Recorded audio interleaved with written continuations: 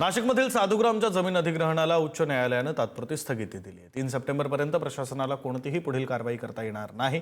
आगामी सिंहस्थ कुंभमेळ्यासाठी सुरू असलेल्या भूसंपादन प्रक्रियेमध्ये बाधितांच्या हरकती आणि म्हणणं न ऐकता ताबा घेण्याची घाई होत असल्याचं न्यायालयानं निरीक्षण नोंदवलंय। वेळेत हरकती नोंदवूनही सुनावणी न घेता पुढील प्रक्रिया राबवल्याचा आरोप आहे आणि त्यामुळे प्रशासनाला मोठा धक्का बसला असून 3 सप्टेंबरच्या सुनावणीकडे आता बाधितांचं लक्ष आहे। सविस्तर तपशील प्रतिनिधी किरण ताजने यांच्याकडून। किरण,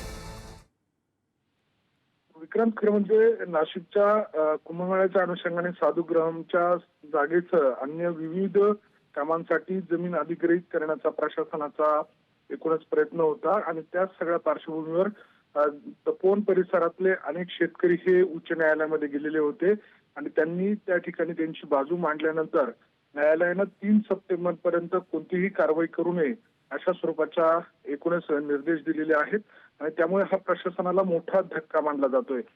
कुंभमेळ्यासाठीचं जे भूसंपादन प्रक्रिया आहे ती या संपूर्ण निर्णयामुळे आता एक प्रकारे थांबली जाईल। 3 सप्टेंबर पर्यंत कुठलीही कारवाई न करता आल्यामुळे साधुग्रामच्या कामाला सुद्धा विलंब होऊ शकतो। त्यामुळे आता प्रशासकीय पातळीवरनं 3 सप्टेंबर पर्यंत नेमकं काय केलं जातं हे सुद्धा पाहावं लागणार आहे। त्यामुळे 3 सप्टेंबरच्या होणाऱ्या सुनावणीकडे आता सर्वांचंच लक्ष लागलेलं आहे। धन्यवाद किरण, दिलेल्या सविस्तर माहितीसाठी।